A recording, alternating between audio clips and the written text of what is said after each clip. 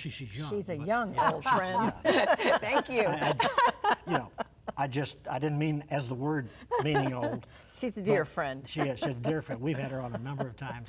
Is the producer, founder, and president of Proclaiming Justice for the Nations, with the mission to educate Christians about their biblical responsibility to stand with Israel. This lady, I mean, you got more guts. You've sat in front of like, did you go before the United Nations? Prime Minister of the United Yeah. Nations. Yeah. I mean, you just step God on. is She's smart. amazing. You just step on platforms that the average person say, "What?" He opens these amazing doors.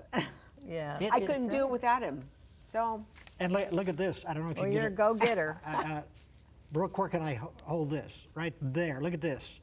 She is on ABC, or not ABC, Fox Morning News, Fox and Friends. Fox Yeah. and Friends. I mean, Pete. you are every place. My buddy. Yeah, Yeah. that's right. Yeah. Well, you know, it's amazing. Because you for have such a something time to as this. say. Well, I would say so. Just a little bit. Just a little bit. Now you're going to, today we're going to talk about, this is current events. Yes. What is absolutely. happening to our children, Yeah. the NEA, and what they're doing, because it's a union Yeah. Absolutely. that has been given the platform to teach our children Yeah. in public schools. I don't know who gave them the platform, but it sure wasn't me. Isn't it interesting how they get it? And you and I would say, we didn't have any say about this, right? Absolutely. Absolutely. But our tax dollars go to fund organizations like the NEA as they continue to pursue their agenda to indoctrinate our children and destroy this country from within.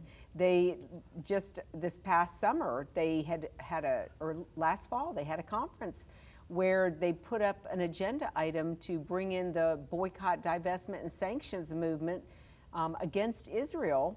And the whole premise, and the person who brought the petition before the whole board, or the whole organization at NEA, nobody looked into whether the information that she had presented was factually accurate, but they allowed their members to vote on it at their conference. And I, of course, challenged the leadership of NEA and sent a letter. You know, who determines what's acceptable and unacceptable? Does anybody do their homework or research? No, we want all of our members. We live in a democratic society. We want all of our members to feel the freedom to introduce whatever program they want, and then we can vote whether, you know, we should apply it or adopt it as an organization or not. And I said, does any of that have to do with making sure that it's accurate first before you present it to be voted on? Isn't it amazing that No. Black Lives Matter Right. are shaking down Nike and all of these companies? They're in the billions of dollars Yeah. given to them. And did anybody read what their manifesto is? No, of course not, because if you say anything, if you actually read it and then you respond in opposition or try to point out some of the outrageous statements that they're making or their positions, then you're considered a racist. Well, we came out exposing the anti-Semitic racist organization called Black Lives Matter. If we remember, it was about a month ago when they had their big rally and they were marching through the Orthodox Jewish community, the Fairfax district, on their way to Beverly Hills. They desecrated synagogues and churches. They destroyed Jewish businesses. You know what it reminded me of in history?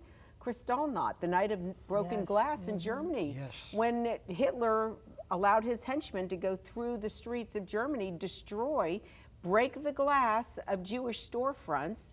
That's exactly what they were doing again in broad daylight, in the middle of the day. And what did the mayor in Los Angeles do? He told the police department to stand down, to let these people destroy and deface public and private property. Churches were included. It wasn't just the synagogues, but there was a church included. And then somebody spray painted on the Beverly Hills sign, "We're coming after your money, kill the Jews." And I'm like, okay. Does this look like a friendly group that's trying to fight racism? Did anybody come out? Did their leadership, who are trained Marxists, this is coming out of their mouth, did anybody question them and ask them, you know, what are you doing here? Why are you allowing this? Are you going to condemn the anti-Semitic pogrom that just happened? Silence. In fact, they doubled down, and it was a week later they brought the Palestinian cause, that all Palestinian lives matter. I'm like, are you kidding me? And the unfortunate thing is these leaders, these mayors, these county commissioners, or these city aldermen sit back and they allow it to be destroyed. And then what happens? When they raise the taxes in the community and they tell the people, oh, we needed to raise the taxes because we had to rebuild. Excuse me? You allowed the destruction of the city. If anybody's going to pay for the rebuilding, it's going to come out of the mayor's personal pocket. It's not going to come out of the taxpayers. But you notice our Congress, all of our members of Congress are very quiet about this. Nobody's saying a word. Exactly. The leaders that you always thought, well, they'll come to your rescue, our rescue. No. You don't hear a thing from them. No, because they don't want to trample on the local leadership. It's the That's what I hear all the responsibility time, of the local leadership. No, if you represent that district and you're sitting in Washington, D.C., where is your Exactly. outcry? Where are you calling them out? Look at what's happened to Portland, Oregon. Look at what's happened in Seattle. And these people, one of the things we're pushing people to do, we have, the wonderful thing about our Constitution is we have the ability to actually address the issues of these elected officials. And we can try them, or we can draft recall petitions and accuse them of malfeasance, because you can absolutely hold them accountable for malfeasance because they did not do anything to stop the destruction of our community. They're not upholding their oath of office to uphold the Constitution of the United States, to ensure that the citizens in our communities are safe and are protected.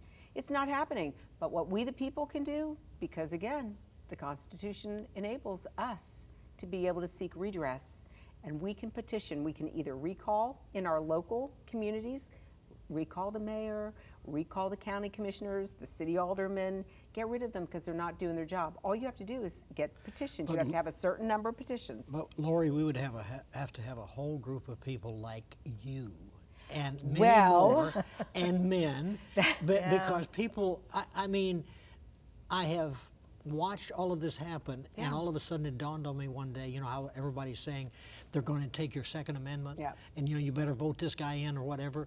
They're going to take our guns away, and they don't even have to change the Second Amendment. It's the couple in St. Louis using their Second Amendment rights are now in a lawsuit from the idiots in charge of the law in St. Louis. Well, Herman, Sharron, that's why you had me on your show today. I know. So I can organize and mobilize. Come on, folks. This is our greatest hour. This is the church's greatest hour, when we can rise up and take back local control. We cannot be silent. We cannot allow these people to indoctrinate our children in our taxpayer-funded schools, and we cannot allow these elected officials who are paid by our tax dollars to get away with this without challenging what is happening. Our poor police officers and our military are being falsely accused and being treated horribly, and they're being beaten up in the streets, and they can't do anything. No, arrest these thugs. But no, ironically, it's the mayors and city council members of these Democrat-controlled strongholds, I call them, communities, that are allowing this to go on. It's time that we, the people, go back, read the Constitution, read the Declaration of Independence, read the Bill of Rights, read the Federalist Papers, reorient ourselves as to what our founders said and did, and why they drafted those documents in the way that they did. Because if we don't start dusting this stuff off and reminding ourselves, we are beholden to these people. What these elected officials, Herman, forget is they serve at our pleasure. We do not serve at theirs. But you're going to have people that are challenge, willing. Just like you're saying. That's right. Because who wants to have somebody ride down their street and paint their house with words, and they go, you know what, if I hadn't gotten involved, I wouldn't have this happening. Well, you've got to have people that say, whatever happens, happens. It's like Tucker on Fox. They took his home away. He had to move, raised his kid in his home because they were marching in front of his home. Threatening the security of his family. So he had to move to another location. And then the New York Times put that location in their newspaper. I mean, when they go after you, and see the thing of it, isn't it amazing that they have all the megahorns? Yep. Yeah. And we allow them. And we allow Our them to elected do it. officials allow them to do it. That's why recall these people. Every state in the country either has a recall mechanism or you can petition your Supreme Court of your state to remove an elected official for malfeasance. It's time that we, the people, start taking action. If somebody called, though, and said the words just like you said, I think somebody on the other end would go, say that again, because that's way above my pay grade. What did you say the Constitution said? You're going to have to tell me again. What's the Constitution? Yes. Yeah, right. I mean, seriously. It's true. Look at what we're graduating from school. Look at what we're producing through our universities. These kids do not know. They don't care. And this is, you know, Herman, 10 years ago, we found a textbook that not only had anti-Semitic quotes, anti-Israel comments, anti-American, anti-Judeo-Christian, unconstitutional pro-Islamic, supporting the religion, teaching the tenets of the religion of Islam to our children, supported communism, supported China. This Public was in the school. textbook. Public school in Williamson County, the belt buckle of the Bible Belt. But when that story went nationwide after Fox picked up the story, parents and citizens across the country were making their kids bring their history, their geography, social studies, civics textbooks home, and they were finding the same propaganda.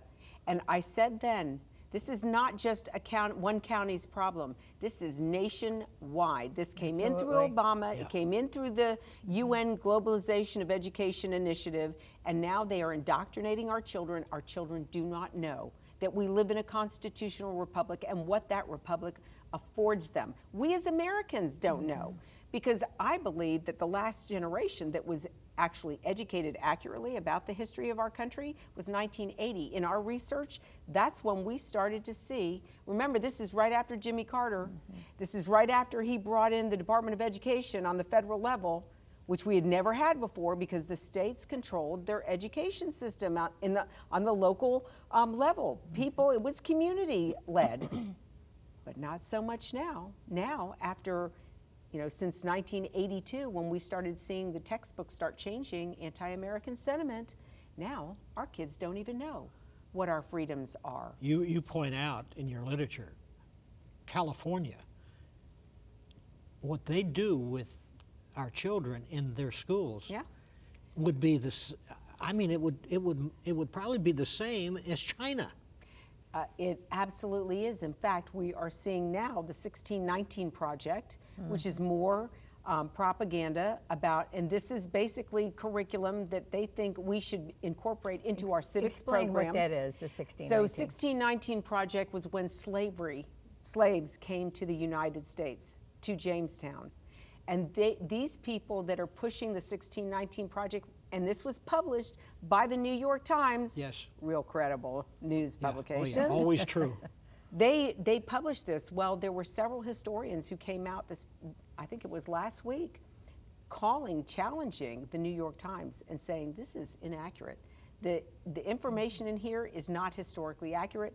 And of course, the New York Times came out basically making a statement suggesting that, oh, well, we were discussing what we thought things could be like, or, how things could be.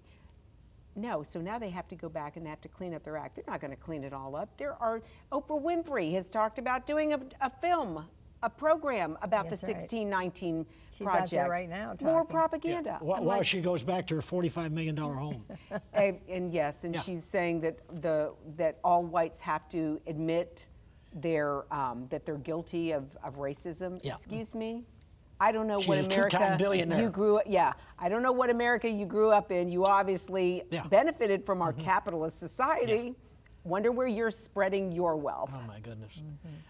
Now, you're talking about the classroom. It's talking about sexualizing our children. Absolutely. The Pornography. healthy. Get this. The Healthy Teen Network. Yeah. I mean, the Planned Parenthood is part of that group. I Oh, mean, yeah. it's amazing, and they're taking it to the classroom, and the parents that are just average middle-class people that want their kids taught correctly. They don't even know what they're being indoctrinated until the kids come home and tell their parent, "You're wrong, Mom. You're wrong, Dad." Mm-hmm. And then the parents find out that against their will, they never signed off on an agreement to allow the child, because it used to be when we were in school, if there was something controversial, or if you were going on a field trip somewhere, if you were leaving the school premises, you had to have a signed document from your parent allowing you to either go to that location, be in a vehicle to go to that location. But Planned Parenthood has been in our schools, entrenched in our schools for decades. Yeah. They have taken our children who needed an abortion from the school premises without a signature from the parent. The parent had no idea that their child was taken to an off-site location, the local Planned Parenthood, to have an abortion done on that child. And now they're entrenched and they're teaching sex ed to our children. And it's not just sex ed, ladies and gentlemen, it is pornography that they are promoting. They have infiltrated our schools, our school libraries with this type of propaganda. This is what Planned Parenthood, they're teaching our children that you don't have to be a boy today or a girl today. You can choose to be whoever you want. And the teachers or the school administrators can't tell the parent that your child wanted to be, even though your child is a daughter and this is how she's registered, but today she wanted to be a boy. She thinks she's a boy today. This is what they're teaching our children. They're planting seeds of misinformation, confusion into their minds, making them think that maybe you weren't born a girl and you really are a boy. Now This is so dangerous. Maybe it's a good thing the kids are going to be home now, and maybe the parents can teach them themselves. Sharron, you are speaking my words. This is what I have been telling parents. If you have your children at home, and I know that public schools are talking about opening up, and I know some of you don't feel like you can homeschool. You've been homeschooling. You've been using propaganda to homeschool your kids, but now's the opportunity. Most people are not going back to the office building. Most businesses are finding out that they can keep their employees at home and their employees still be productive and produce, and that way the parents can be at home and help educate the children. My husband and I did it. We brought our business home, not because of this, but this was years ago. We homeschooled our 5 kids. It can be done. Yeah. But parents have to decide. Are they going to allow their children to become wards of the state? Because that's where we're headed. We don't have leadership at this point. No. Thank God for President Trump that he's trying to stem the tide. But we don't have leadership where people are actually willing to stand up. Thank God for Senator Cotton in Arkansas, because he's coming against this garbage. He's exposing the 1619 Project and wanting to remove it. We have the Black Lives Matter curriculum now that's being introduced in our schools. Parents, you need to look at what your children are being educated with. You are getting digital access to your children's curriculum. Just look at the history, geography, and social studies and the civics content. Look at what they're learning. Go to your standards on your school, your state's school website, Department of Education website. Look at the standards of what they're teaching. It is horrific. The lack of information. We wonder why our kids aren't willing to defend the United States of America anymore. Because they've been convinced that we are evil. Right. We were not raised that way. We don't teach our children about our founders. We don't teach our children that the Puritans were trying to escape the religious persecution. They wanted to worship God in spirit and in truth. They don't talk about how there were Jews. Our country is a Judeo-Christian nation. It was Jews and Christians who fought together. Haym Salomon, who bankrolled the American Revolution for George Washington. A Jewish man who gave everything. He died without a dime to his name because everything he had given to fight for the freedom of our country was never paid back to him. But it was an investment that he made because there were men that were willing to put on boots and the uniforms and go into the battle with a gun to fight the British. Yeah. But are we going to have a generation, when the enemy comes to our shores, are we going to have a generation that's willing to even enlist? Are we going to have a bunch of kids like we had after 9/11? Remember, 9/11 was the biggest sign-up since World War II. I know, exactly. Where our children enlisted in the military to go and fight the enemy. It's not going to happen that way. We have to reverse the course. We have to change the curriculum. The enemy's inside. The enemy has Okay, we don't have to infiltrated. fly to Eastern countries now. No. It's here. Yeah. And that's And the they're in question. the classroom. Yeah. They're controlling, they're on the school board. They're sitting in your county commissioners and city alderman seats. We need to find out. I'm telling people this is an election year.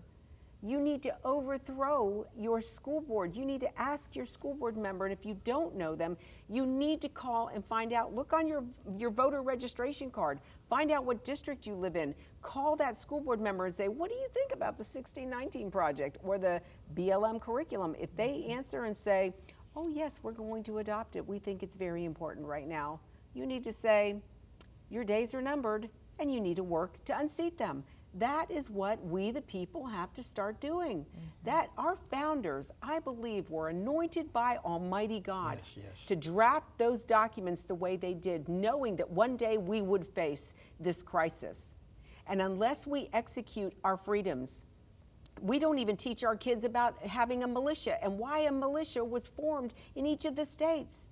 Because it was there. They were there to protect us from a tyrannical government, just like what the British were doing to us.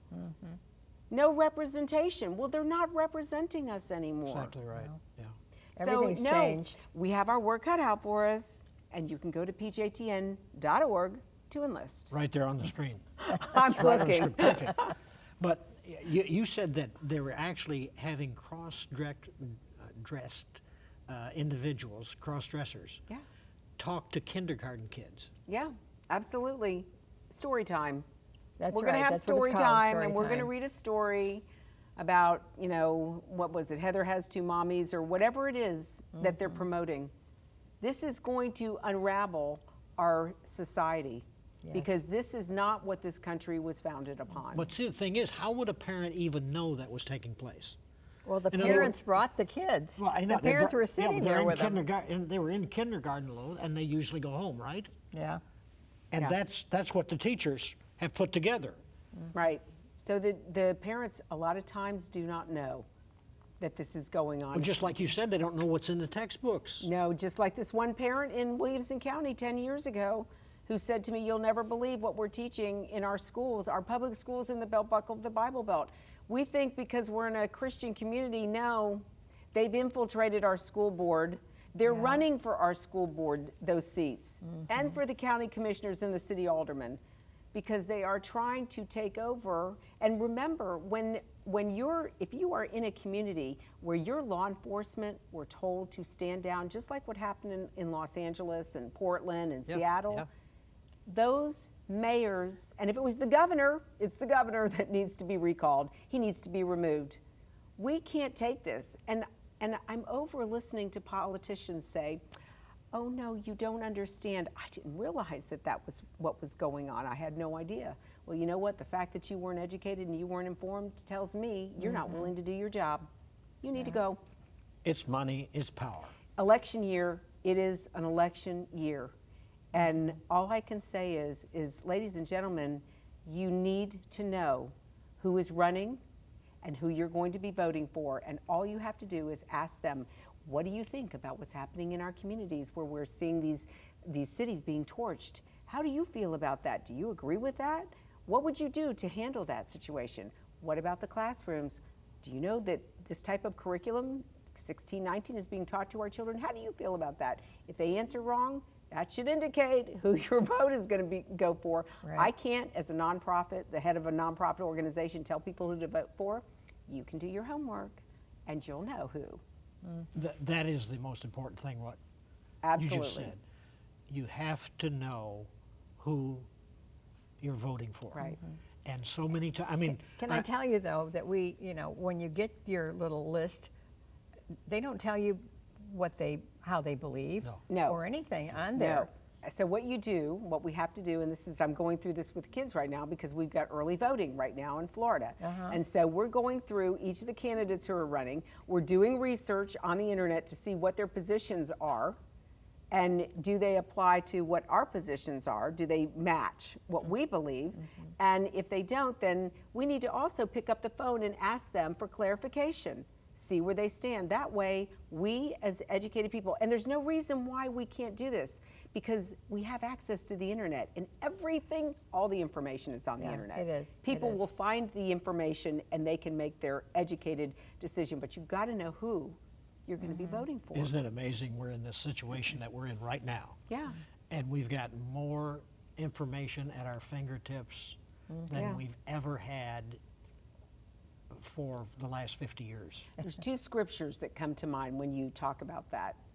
Psalm 144, where the psalmist prayed, God, train my hands for battle and my fingers for war. And Judges 2:10, there arose a generation who did not know the Lord and knew not what he had done for Israel. That's right. Well, we could easily slip America in there. Exactly right. That's really what's happened. Because America and Yeah. Israel were joined at the hip. We're the Judeo-Christian nation. So, yeah, no, we have our work cut out for us.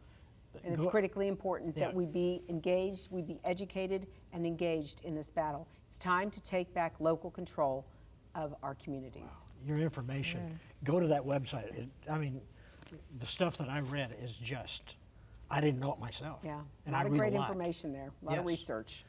Spend time in the Word of God today. Would you do that? Because this is the manual. You know, like you buy a new car, you know, and you look at the manual. Some people don't, they never take it out of the glove box. But many people never take this, open it up and read it. Let me challenge you. Jesus Christ is the answer to every need you may have. This whole situation we're involved in right now across the United States, even the pandemic, God is in charge. You don't have to fear. Fear thou not, for I am with you. Be not dismayed, for I am thy God. I will help thee. He's asking you to ask him, I will be there. Prove me. Spend time in the Word of God. Read at least 2 chapters today. That will take you very little time. But let me tell you, that's your challenge. Spend time in the Word. God bless you. Bye-bye.